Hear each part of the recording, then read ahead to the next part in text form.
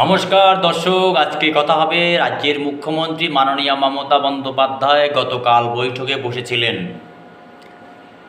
সেখানে সল্টলেক থেকে রাজারহাট, শিলিগুড়ি থেকে কোচবিহার অর্থাৎ কোচবিহার থেকে কাকদ্বীপ সমস্ত পৌর নেতাদের কিন্তু হুঁশিয়ারি দিলেন। এবং বাদ গেল না অনেক কিছুই। মমতা বন্দ্যোপাধ্যায় পরিষ্কার বললেন, সল্টলেক আমার লজ্জা লাগছে, ছবি দেখালে আপনারা লজ্জা পাবেন, এরকম মন্তব্য করেছে। কে কত টাকা নিয়েছে তারও বক্তব্য তিনি রেখেছেন। তার সঙ্গে পুলিশ কিছুই দেখতে পাচ্ছে না সেটাও বলেছিলেন রাজ্যের মুখ্যমন্ত্রী মাননীয় মমতা বন্দ্যোপাধ্যায়। এবং তার সঙ্গে এবার কি আমি রাস্তা ঝাড়ু দিব, হয় হয় তিনবার বলেন। তিনি কি বলেছিলেন শুনুন গতকাল মুখ্যমন্ত্রী মমতা বন্দ্যোপাধ্যায়। সল্টলেক আমার লজ্জা লাগছে। রাজারহাটেও শুরু হয়েছে এনক্রোচমেন্ট, সল্টলেকেও ইচ্ছা মতো সুজিত বোস লোক বসাচ্ছে কম্পিটিশন করে। কেন কেন বাইরের লোক বসবে? এআরডি অফিসের অপোজিটে যদি আপনাদের আমি ছবি দেখাই, ভাববেন না যে আমি উইদাউট কাগজপত্রে আপনাদের কাছে চলে এসেছি। ছবি দেখালে নিজেরাই লজ্জা পাবেন। এর জন্য কত দিতে হয়েছে? একদম পুরো এআরডি অফিসের সামনে সব এনক্রোচমেন্ট হয়ে গেছে। একটা করে তিপ্পল লাগাচ্ছে, একটা করে বসে হচ্ছে, একটা করে তিপ্পল লাগাচ্ছে, একটা করে বসে পড়ছে। কেন? ওয়াই আমি জানতে চাই, কত টাকার বিনিময়ে কারা নিয়েছে টাকা? কেন সল্টলেক কর্পোরেশনের কাউন্সিলররা কাজ করে না? তারা তো ইলেক্টেড বডি, কেন কাজ করে না আমি জিজ্ঞেস করছি। রাস্তা ঝাড় দেয় না, এবার কি আমাকে রাস্তা ঝাড় দিতে যেতে হবে? শুধু কি ওপরের দিকে তাকালেই হবে? নিচের দিকে তাকাতে হবে না? এলাকার লাইট দেখে না, রোড দেখে না, জল দেখে না, মানুষের প্রবলেম দেখে না? এই শহরটাকে আমি এত সুন্দর করে বানিয়ে দিয়েছি। কলকাতা শহরে ভিডিও করা ছিল কোন রাস্তা কত পর্যন্ত এনক্রোচমেন্ট আছে। তা সত্ত্বেও একটা করে নতুন ওসি আসে আর বসিয়ে দেয়। আর আমি ঘাতক ঝগড়া করব।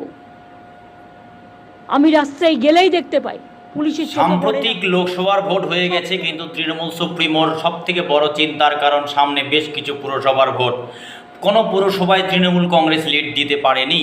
তাই মাননীয় মমতা বন্দ্যোপাধ্যায় কিন্তু তিনি এখন একটা একটা করে নেতাকে তিনি জিজ্ঞেস করছেন। তিনি বিচক্ষণ, জানেন তিনি একজন বড় মাপের নেতা, তৃণমূল সুপ্রিমো একজন বড় মাপের নেতা, এবং তিনি অবশ্যই সেই বড় বার্তা তিনি দিতে চাইছেন যে সাবধান হয়ে যান। তার কারণ অনেক বিভিন্ন দুর্নীতিতে কিন্তু তৃণমূল কংগ্রেসের অনেক নেতা মন্ত্রী কিন্তু জেলে রয়েছে। কয়লা কেলেঙ্কারি হোক, টেট কেলেঙ্কারি হোক, এসএসসি কেলেঙ্কারি হোক, গরু কেলেঙ্কারি হোক, এই পরিস্থিতিতে কিন্তু রাজ্যের মাননীয় মুখ্যমন্ত্রী মমতা বন্দ্যোপাধ্যায় কিন্তু সত্যিই এসডিপিও থেকে এসডিও থেকে পুলিশ থেকে শুরু করে আপনার সমস্ত নেতা, আপনারা শিলিগুড়ির গৌতম দেব জমি মাফিয়া থেকে শুরু করে আপনার রবীন্দ্রনাথ ঘোষ কেন ট্যাক্স বাড়িয়েছে, এবং তিনি অবশ্যই বলেছেন যেটা করে খাওয়ার বিষয় নয়, আপনাদের সেই অধিকার কেউ দেয়নি।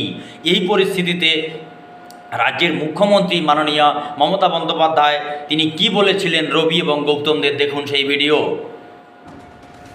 মিউনিসিপ্যালিটির সাথে এটা পাওয়ার ডিপার্টমেন্ট দেখবে। মিউনিসিপ্যালিটি যারা ময়লা তোলে না, তারা তোমার কারেন্টের শর্ট সার্কিট হচ্ছে কিনা দেখবে। তারা তো টাকা খেতে ব্যস্ত। শিলিগুড়িতেও ডাবগাম ফুলবাড়ি তার মানে উদাহরণ।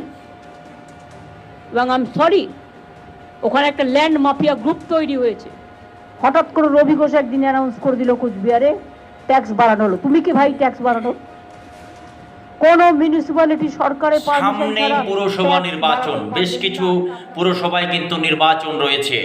মাননীয় মুখ্যমন্ত্রী মমতা বন্দ্যোপাধ্যায় তিনি বিচক্ষণ, জানেন যে যেই পরিমাণে লোকসভা ভোট হয়েছে, নরেন্দ্র মোদী কিন্তু বাংলার মাটিতে তিনি দাঁড়াতে পারেননি। বিরোধীরা চুরমার হয়ে গেছে। রাজ্যের মাননীয় মুখ্যমন্ত্রী মমতা বন্দ্যোপাধ্যায় বিভিন্ন ধরনের নেতা নেত্রী দুর্নীতির সঙ্গে যুক্ত থাকা সত্ত্বেও কিন্তু তিনি তার মতন করে তার জনপ্রিয়তার মাধ্যমে কিন্তু তিনি বিরাট জয়লাভ করেছেন। তাই তৃণমূল সুপ্রিমো হয়তো ভাবছেন যে না, আগামীতে যত পুরসভা নির্বাচন আছে পুরসভার নেতারা ঠিকঠাকভাবে কাজ করছেন কিনা, এই জন্য কিন্তু রাজ্যের মুখ্যমন্ত্রী মাননীয় মমতা বন্দ্যোপাধ্যায় কিন্তু 24/6/2024 যে নবান্ন সভাঘরে বৈঠক করেছিলেন, সেখানে সুজিত বসু থেকে শুরু করে গৌতম দেব থেকে শুরু করে উত্তরবঙ্গের যে কোচবিহারের যে তৃণমূল কংগ্রেসের অন্যতম কাণ্ডারি, একটা সময় তৃণমূল কংগ্রেসের বড় মাপের নেতা ছিলেন, বর্তমান যিনি কোচবিহারের চেয়ারম্যান রবীন্দ্রনাথ ঘোষ, তাকেও কিন্তু তিনি ছাড়েননি। এই পরিস্থিতিতে কিন্তু আগামীতে রাজ্যের মুখ্যমন্ত্রী মাননীয় মমতা বন্দ্যোপাধ্যায় হয়তো বার্তা দিতে চাচ্ছেন যে যেই পরিমাণে দুর্নীতির একটা অভিযোগ উঠেছিল এবং দেশের প্রধানমন্ত্রী নরেন্দ্র দামোদর দাস ভাই মোদী প্রায় 22খানা সভা করেছেন, তারপরেও কিন্তু তৃণমূল কংগ্রেস যে জনপ্রিয়তা কিন্তু অটুট রয়েছে। কিন্তু তিনি প্রশ্ন তুলেছেন মমতা বন্দ্যোপাধ্যায় যে পুরসভায় একটা পুরসভায় জেতা যাচ্ছে না কেন, যেখানে পুরসভার নেতা থেকে শুরু করে নেত্রী থেকে শুরু করে সমস্ত নেতা নেত্রী বহাল তবিয়তে চলছেন বলে মাননীয় মুখ্যমন্ত্রী মমতা বন্দ্যোপাধ্যায় অভিযোগ করেন। এবং কে টাকা নিচ্ছে, কেন টাকা নিচ্ছে, করে খাওয়ার কথা কিন্তু তিনি এরকমও বক্তব্য তিনি দেন এবং সঙ্গে এসডিও এবং পুলিশ প্রশাসনকেও কিন্তু হুঁশিয়ারি দেন রাজ্যের মুখ্যমন্ত্রী মাননীয় মমতা বন্দ্যোপাধ্যায়। যদি এই সমস্ত ভিডিও আপনাদের ভালো লাগে, চ্যানেলটিকে লাইক, শেয়ার, কমেন্ট এবং সাবস্ক্রাইব করতে ভুলবেন না। আজ এই পর্যন্তই।